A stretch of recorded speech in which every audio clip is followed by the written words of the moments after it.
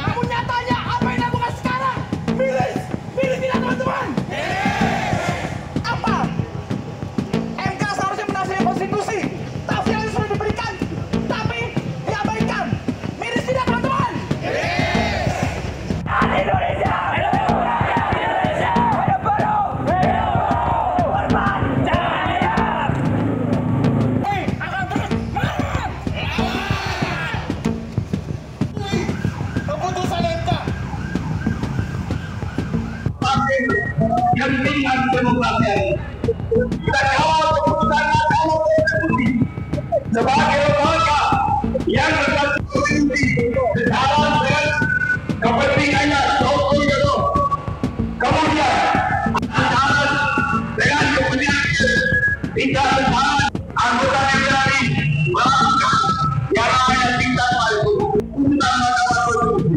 Dan ketika keputusannya bersama dengan melakukan pada mahasiswa, pada organ, pada putra dari orang-orang kaya. Sehingga dari ini kita harapkan kita bisa menyampaikan kebijakan ini melalui berbagai. Terima kasih. Kemudian perwakilan dari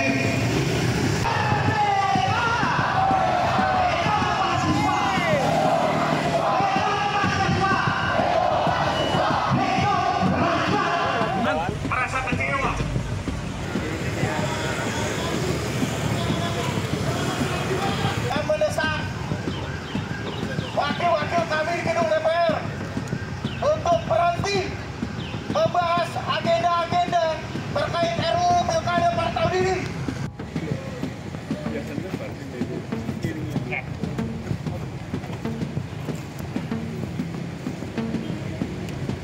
Negara dan pemerintah seharusnya bersinergi melindungi masyarakatnya, melindungi konstitusi. Namun nyatanya apa yang dilakukan sekarang? Miris tidak, teman-teman? Apa? MK seharusnya menafsirkan konstitusi. Tafsirannya sudah diberikan, tapi diabaikan. Miris tidak, teman-teman? Indonesia! Indonesia! Hidup baru! Hormat! Jaya! Akan terus melawan! Keputusan MK. Gentingan demokrasi. Kita kawal keputusan Mahkamah Konstitusi sebagai lembaga yang berkonstitusi sejalan dengan kepentingannya Joko Widodo. Kemudian sejalan dengan kepentingan tidak sejalan anggota DPR melakukan yang namanya tingkat itu keputusan Mahkamah Konstitusi. Dan ketika keputusannya bersama dengan melakukan pada mahasiswa, pada organ, pada putra dari orang-orang kaya. Sehingga dari ini kita harapkan kita bisa menyampaikan kebijakan ini melalui berbagai. Terima kasih. Kemudian perwakilan dari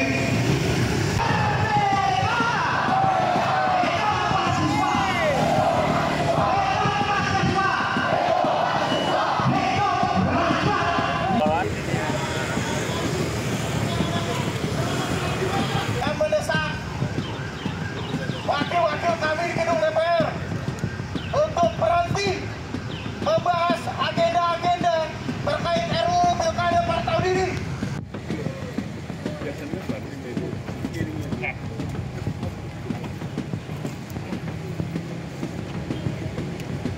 Negara dan pemerintah seharusnya bersinergi melindungi masyarakatnya, melindungi konstitusi. Namun nyatanya apa yang dilakukan sekarang?